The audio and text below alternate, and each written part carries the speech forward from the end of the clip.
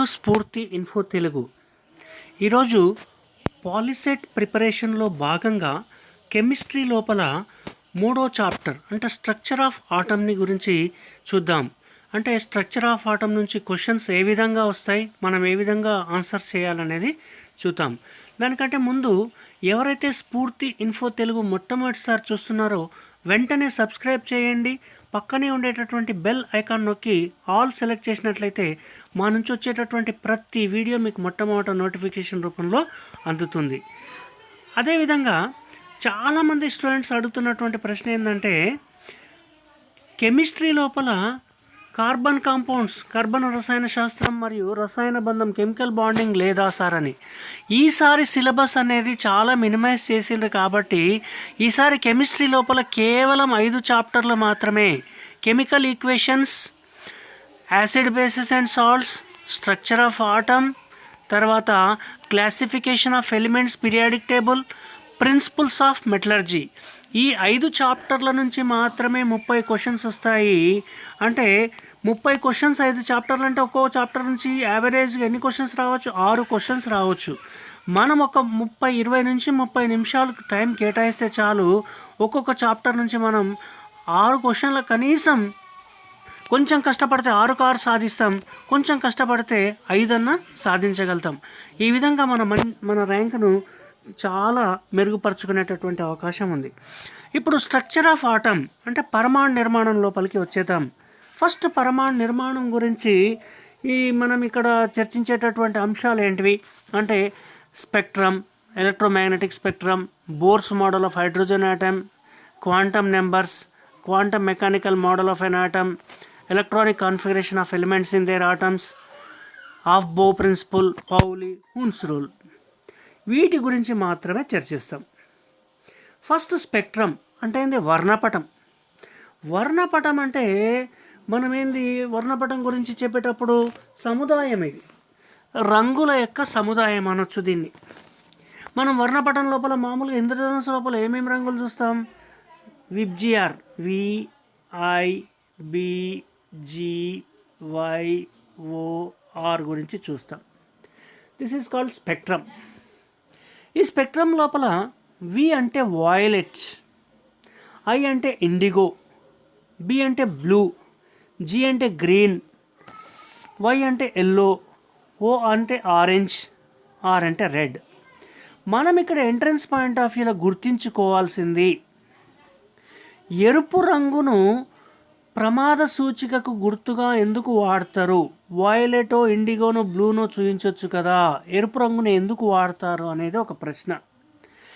ఎరుపు రంగును ఎందుకు వాడతారంటే అన్ని రంగు లోపలికెల్లా ఎక్కువ తరంగదైర్ఘ్యం, ఎక్కువ వేవ్ లెంత్.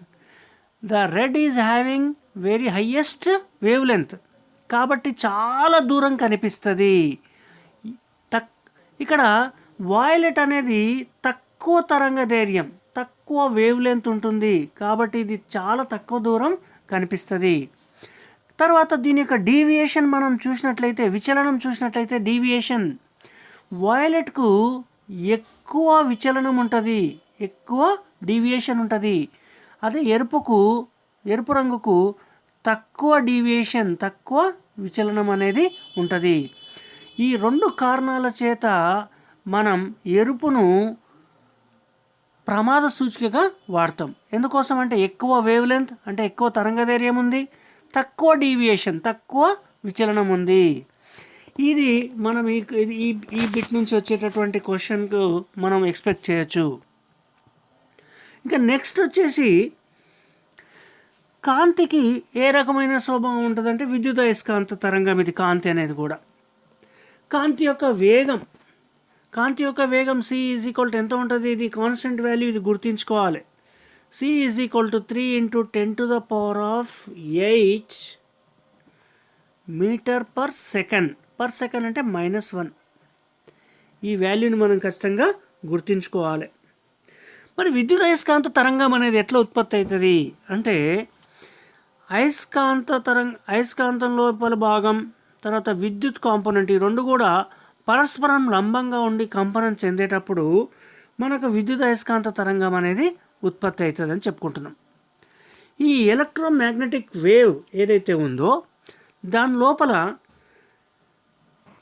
తరంగ దైర్ఘ్యానికి తర్వాత పౌనపున్యం ఫ్రీక్వెన్సీకి wavelength is inversely proportional to the nu. అంటే తరంగ దైర్ఘ్యం అనేది పౌనపున్యానికి విలోమానుపాతంలో ఉంటుంది. దీన్నే మనం C is equal to nu lambda అంటాం. దీని మీద కూడా క్వశ్చన్లు వచ్చేటటువంటి అవకాశం ఉంటుంది. తరంగ ధైర్యానికి పౌనపున్యానికి మధ్యలో ఉండేటటువంటి సంబంధం ఏ విధంగా వస్తుందంటే క్వశ్చన్ ఇది, ఎరుపు రంగుకు ఎక్కువ తరంగ ధైర్యం ఉంది, మరి దానికి ఎక్కువ శక్తి ఉంటుందా, తక్కువ శక్తి ఉంటుందా, మధ్యస్థంగా శక్తి ఉంటుందా, ఏది కాదా అంటాడు. తరంగ ధైర్యానికి శక్తికి సంబంధం ఏంది? డైరెక్ట్గా రిలేషన్ లేదు. కానీ తరంగ దైర్ఘ్యానికి పౌనపున్యానికి మధ్యలో సంబంధం ఉంది. తరంగ దైర్ఘ్యానికి పౌనపున్యానికి మధ్యలో ఏం సంబంధం ఉంది? Wave length is inversely proportional to new అంటున్నాం. అంటే పౌనపున్యం తరంగ దైర్ఘ్యం పెరిగితే, వేవ్ లెంత్ పెరిగితే పౌనపున్యం అనేది తగ్గుతుంది. పౌనపున్యం తగ్గితే దాని యొక్క శక్తి కూడా తగ్గుతుంది. ఎందుకంటే పౌనపున్యానికి శక్తికి మధ్య డైరెక్ట్లీ ప్రపోర్షనల్ అనులోమానుపాతంలో ఉంటుంది. కాబట్టి మనం అది గుర్తుంచుకోవాలి. ఎరుపు రంగుకు ఎక్కువ తరంగ దైర్ఘ్యం ఉంటుంది, తక్కువ పౌనపున్యం ఉంటుంది, తక్కువ శక్తి ఉంటుంది. అదేవిధంగా వాయిలెట్ కానీ ఇండిగో కానీ బ్లూ కానీ అయితే వీటికి తక్కువ తరంగ దైర్ఘ్యం, తక్కువ వేవ్ లెంత్ ఉంటుంది, ఎక్కువ పౌనపున్యం ఉంటుంది, ఎక్కువ శక్తి ఉంటుంది. ఒక కడ్డీని మనం వేడి చేస్తూ పోతే మొట్టమొదట ఎరుపు రంగు వస్తుంది, అంటే తక్కువ శక్తి. రాను రాను ఎక్కువ వేడిచ్చేటప్పుడు నీలం రంగులోకి వెళ్తుంది, అంటే ఎక్కువ శక్తి. మనం గ్యాస్ పొయ్యి లోపల మండించినప్పుడు కూడా నీలం రంగు లోపల మంట ఉంటేనేమో ఎక్కువ శక్తి వస్తుంది, ఎరుపు రంగు లోపల మంట ఉంటే చాలా తక్కువ శక్తి వస్తుంది. అది గుర్తుంచుకోవాలి. అదేవిధంగా ఒక వస్తువు గ్రహించే లేదా కోల్పోయేటటువంటి శక్తి అనేది క్వాంటీకరణం చెందబడి ఉంటుంది. అంటే అది ఎల్లప్పుడూ కూడా హెచ్న్యూకు పూర్ణాంకాలుగా ఉంటుంది. అంటే మల్టిపుల్స్ ఆఫ్ హెచ్న్యూ, అంటే 1hν, 2hν, 3hν ఈ విధంగా ఉంటుంది. హెచ్ అనేది ఏంటంటే ప్లాంక్స్ కాన్స్టెంట్, ప్లాంక్ స్థిరాంకము. హెచ్ వాల్యూ ఎంత ఉంటుందంటే 6.626 ఇంటూ 10⁻⁻34 జౌల్ సెకండ్స్. యూనిట్స్ కూడా గుర్తుంచుకోవాలి. ఇది స్థిరాంకం విలువ, కాబట్టి చాలా కష్టంగా గుర్తుంచుకోవాలి. అంటే ప్లాంక్స్ కాన్స్టెంట్ అనేది 6.626 ఇంటూ 10⁻34 జౌల్ సెకండ్స్కి సమానంగా ఉంటుంది అని అంటున్నాం. నెక్స్ట్ వచ్చేసి Bohr's principle, Bohr's model of hydrogen atom and its limitations అంటాం. బోర్ యొక్క హైడ్రోజన్ పరమాణు నమూనా. బోర్ యొక్క పరమాణు నమూనా ప్రకారం పరమాణువు లోపల కేంద్రకం చుట్టూ స్థిర కక్షలు ఉంటాయి. వీటిని స్టేషనరీ ఆర్బిట్స్ అని అంటాం. ఈ స్థిర కక్షల లోపల ఎలక్ట్రాన్లు అనేటివి తిరుగుతూ ఉంటాయి అని చెప్పడం జరిగింది. ఈ స్థిర కక్షల లోపల ఎలక్ట్రాన్లు ఉన్నప్పుడు ఈ స్థిర కక్షలను ఏమంటాం? ఇవి ప్రాథమికమైనటువంటి ఈ ఎలక్ట్రాన్లకు శక్తిని అందిస్తే ఒక శక్తి స్థాయి నుంచి ఇంకో శక్తి స్థాయి లోపలికి వెళ్తాయి. అంటే గ్రౌండ్ స్టేట్ నుంచి భూ స్థాయి నుంచి ఉత్తేజిత స్థాయికి, గ్రౌండ్ స్టేట్ నుంచి ఎగ్జైటెడ్ స్టేట్కి వెళ్తాయి. అయితే ఎగ్జైటెడ్ స్టేట్ లోపల అవి స్థిరత్వం ఉండదు కాబట్టి మళ్ళీ అవి భూస్థాయికి కొంత శక్తిని కోల్పోతూ శక్తిని విడుదల చేస్తూ మళ్ళీ భూస్థాయికి తిరిగి వచ్చేస్తాయి. ఈ విధంగా శక్తి వెలువడినప్పుడు, అంటే ఎలక్ట్రాన్ విడుదల చేసినటువంటి శక్తి ఆధారంగా ఏర్పడినటువంటి రేఖలు రేఖా వర్ణపటాన్ని ఏర్పరుస్తాయి. ఈ రేఖా వర్ణపటం లోపల ఉపరేఖల సమూహాన్ని ఇది వివరించలేకపోయింది. అప్పుడు ప్రతిపాదించినటువంటిదే బోర్ సోమర్ఫీల్డ్ నమూనా. బోర్ సోమర్ఫీల్డ్ నమూనా ఏంటంటే ఈయన దీర్ఘవృత్తాకార కక్షలను ప్రవేశపెట్టడం జరిగింది. ఇక్కడ ఎంట్రన్స్ పాయింట్ ఆఫ్ వ్యూలో మనం గుర్తుంచుకోవాల్సింది, ఉపరేఖలను వివరించడానికి దీర్ఘవృత్తాకార కక్ష ఎలిప్టికల్ మోడల్ను ఎవరు ప్రవేశపెట్టారు అంటే సోమర్ఫీల్డ్ అని చెప్పాలి. ఈ సోమర్ఫీల్డ్ మోడల్ అనేది హైడ్రోజన్ మోడల్ను వివరించింది, కానీ మిగతా మోడల్స్ను వివరించలేకపోయింది. అప్పుడు వచ్చినటువంటిదే క్వాంటమ్ మెకానికల్ మోడల్. ఈ క్వాంటమ్ మెకానికల్ మోడల్ని ఎవరు ప్రవేశపెట్టారంటే ఇర్విన్ ష్రోడింగర్. అంటే ఈయన ఇర్విన్ ష్రోడింగర్ ఏం చెప్తారంటే, పరమాణు కేంద్రకం చుట్టూ ఎలక్ట్రాన్లు నిర్దిష్ట సమయం లోపల నిర్దిష్ట ప్రాంతం లోపల అధికంగా ఉంటాయి. దెర్ ఇస్ ఏ ప్రాబబిలిటీ అని చెప్తాడు. దాన్నే ఆర్బిటాల్ అని అంటామని చెప్తాడు. ఇక్కడ వీటిని వివరించడానికి 4 క్వాంటం సంఖ్యలను వారు ప్రవేశపెట్టడం జరిగింది. మొదటిది ప్రధాన క్వాంటం సంఖ్య.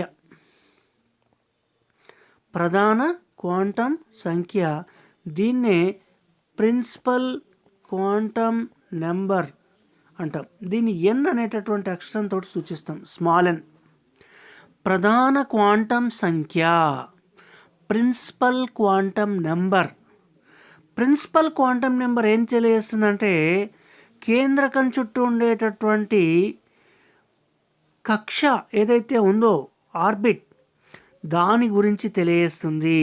అంటే ప్రధాన కర్పరం, ఆర్బిట్ యొక్క సైజును, తర్వాత అంటే పరిమాణాన్ని మరియు శక్తిని, size and energy. It describes the N value describes the size and energy. అంటే ప్రధాన క్వాంటం సంఖ్య అనేది కేంద్రకం చుట్టూ ఉండేటటువంటి కర్పరాల యొక్క సైజును, పరిమాణాన్ని మరియు శక్తిని తెలియజేస్తాయి. కర్పరాలు ఏమేమి ఉంటాయంటే కే, ఎల్, ఎం, ఎన్. వాటి యొక్క ఎన్ విలువలు ఎట్లా ఉంటాయంటే n = 1 2 3 4. 4 అంటే దాని యొక్క కర్పరాన్ని ఏమంటాం? ఎన్ కర్పరం, ఎన్ ఆర్బిటాల్ అని అంటాం, ఎన్ ఆర్బిట్.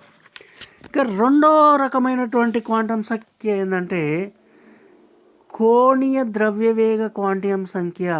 కోణీయ ద్రవ్యవేగ క్వాంటం సంఖ్య. దీన్నే యాంగులర్ మొమెంటం క్వాంటం నెంబర్ అంటాం. Angular momentum quantum number. దీన్ని ఎల్ అనేటటువంటి అక్షరంతో సూచిస్తాం. ఎల్ = ప్రిన్సిపల్ ఏముంటుందంటే ఎల్ n-1. ప్రధాన క్వాంటం సంఖ్య లోపలికి వెళ్ళి ఒకటి తీసేస్తే వచ్చేదే కోణీయ ద్రవ్యవేగ క్వాంటం సంఖ్య. ఈ కోణీయ ద్రవ్యవేగ క్వాంటం సంఖ్య దేన్ని తెలియజేస్తుందంటే ఆర్బిటాళ్ళు, ఒక కక్ష లోపల ఉండేటటువంటి ఆర్బిటాల్ అని తెలియజేస్తుంది. ఎల్ = 0 అయితే ఆర్బిటాల్ పేరు ఏంటంటే ఎస్. ఎల్ = 1 అయితే పి. అదే విధంగా ఎల్ = 2 అయితే డి. ఎల్ = 3 అయితే ఎఫ్. అంటే ఆర్బిట్ లోపల ఉండేటటువంటి ఆర్బిటాల్ అని ఎస్పిడిఎఫ్ ఆర్బిటాల్. అంటే ఒక కేంద్రకంలో చుట్టూ ఉండేటటువంటి ఆర్బిట్ లోపల నిర్దిష్ట ఉపకర్పరం యొక్క ఆకృతిని, మామూలుగా ఆకృతులు ఏముంటాయి? ఎస్ అంటే గోళాకారంగా ఉంటుంది, పి అంటే డంబేల్ షేప్లో ఉంటుంది, డి అంటే డబుల్ డంబేల్ షేప్లో ఉంటుంది. వాటికి ఆకృతులను తెలియడానికి ఇది ఉపయోగపడుతుంది. ఇక మూడో క్వాంటం సంఖ్య ఏంటంటే అయస్కాంత క్వాంటం సంఖ్య. అయస్కాంత క్వాంటం సంఖ్య. దీన్నే మ్యాగ్నెటిక్ క్వాంటం నెంబర్ అని అంటాం. Magnetic quantum number, ML. దీన్ని ఏ దాంతో చేస్తాం? ఎంఎల్. ఈ ఎంఎల్ కనుక్కోవడానికి సూత్రం ఏముంటుందంటే 2l+1. 2l+1 అంటే S orbital, P orbital, D orbital అని తెలుసుకున్నాం కదా. దాంట్లో ఉండేటటువంటి మళ్ళీ సబ్ ఆర్బిటాల్స్ తెలుసుకోవాలంటే అయస్కాంత క్వాంటం సంఖ్య తెలవాలి. ఇక్కడ ఎల్ = 0 అయిందనుకోండి, అప్పుడు 2l+1 వాల్యూ ఏమవుతుందో చూద్దాం. 2l+1 ఏమవుతుంది? 2 × 0 అంటే 0 + 1 అంటే 1 అవుతుంది. ఎల్ = 1 అనుకోండి, 2 × 2 4 ప్లస్ 1 అంటే 5 3. ఇక్కడ 3 ఎస్ లోపల ఒకటే గది ఉంటుంది, పి లోపల 3 ఉంటాయి, డి లోపల 5 ఉంటాయి, ఎఫ్ లోపల 7 ఉంటాయి. ఈ విధంగా వాటి యొక్క సబ్ ఆర్బిటాల్స్ని తెలపడానికి ఉపయోగపడుతుంది. నెక్స్ట్ స్పిన్ క్వాంటమ్ సంఖ్య. స్పిన్ క్వాంటమ్ సంఖ్య అనేది ఒక ఆర్బిట్ లోపల ఎలక్ట్రాన్లు ఉన్నప్పుడు, 2 ఎలక్ట్రాన్లు ఉన్నప్పుడు ఒకటి సవ్య దిశ లోపల తిరుగుతుంటే ఇంకోటి అపసవ్య దిశ లోపల తిరుగుతుంది. సవ్య దిశ లోపల తిరిగేదాన్ని ప్లస్ హాఫ్ అంటాం, అపసవ్య దిశ లోపల తిరిగేదాన్ని మైనస్ హాఫ్ అంటాం. స్పిన్ క్వాంటమ్ సంఖ్యను మనం ఎంఎస్ అనే దాంతో అక్షరంతో చూపిస్తాం. తర్వాత ఈ ఎలక్ట్రాన్ విన్యాసం రాయాలంటే ఎలక్ట్రాన్ విన్యాసం రాయడానికి ఏం సూత్రం వాడతాం? ఎన్ఎల్ఎక్స్ అంటాం. ఎన్ అంటే ప్రధాన క్వాంటం సంఖ్య, ఎల్ అంటే కోణీయ ద్రవ్య క్వాంటం సంఖ్య, ఎక్స్ అనేది అక్కడ ఉండేటటువంటి ఎలక్ట్రాన్ల సంఖ్య. దీని ఆధారంగా మనం ఎలక్ట్రాన్ విన్యాసాన్ని రాయగలుగుతాం. అయితే ఎలక్ట్రాన్ విన్యాసాన్ని రాసే కంటే ముందు మనకు 3 నియమాలు తెలవాలి. పౌలి వర్జన నియమం, దాంట్లో చెప్పుకోదగ్గది పౌలి వర్జన నియమం. పౌలి వర్జన నియమాన్నే పౌలి ఎక్స్క్లూజివ్ ప్రిన్సిపుల్ అంటాం. పౌలి ఎక్స్క్లూజన్ ప్రిన్సిపుల్. ఒకే పరమాణువుకు చెందిన ఏ 2 ఎలక్ట్రాన్లకు 4 క్వాంటం సంఖ్యలు సమానంగా ఉండవు. అంటే మనుషుల లోపల, ప్రపంచం లోపల ఏ 2 వ్యక్తులకు ఏ విధంగా అయితే చేతి గుర్తులు సమానంగా ఉండవు, ఫింగర్ ప్రింట్స్ సమానంగా ఉండవు, అదేవిధంగా ఒకే పరమాణువుకు చెందినటువంటి 2 ఎలక్ట్రాన్లకు, ఏ 2 ఎలక్ట్రాన్లకు కూడా 4 క్వాంటం సంఖ్యలు సమానంగా ఉండవు. దీన్నే పౌలి ఎక్స్క్లూజన్ ప్రిన్సిపల్ అని అంటాం. తర్వాత రెండోది ఏంటంటే ఆఫ్ బౌ నియమం, ఆఫ్ బౌ ప్రిన్సిపల్. ఈ ఆఫ్ బౌ ప్రిన్సిపల్ ఏం తెలియజేస్తుందంటే ఒక కర్పరం లోపల ఉండేటటువంటి గరిష్ట ఎలక్ట్రాన్ల సంఖ్య, దీన్ని 2n² అనే ప్రిన్సిపల్ తోటి సూచిస్తాం. అదే ఉపకర్పరం లోపల ఉండేటటువంటి ఎలక్ట్రాన్ల సంఖ్యను సూచించడానికి 2 × 2l+1 అనేటటువంటి సంఖ్యతోటి ప్రిన్సిపల్ తోటి చూపిస్తాం. అంటే ఆఫ్ బౌ ప్రిన్సిపల్ ఏం తెలియజేస్తుందంటే ఒక ఉపకర్పరం లోపల ఎస్ కానీ పి కానీ ఏదైనా సరే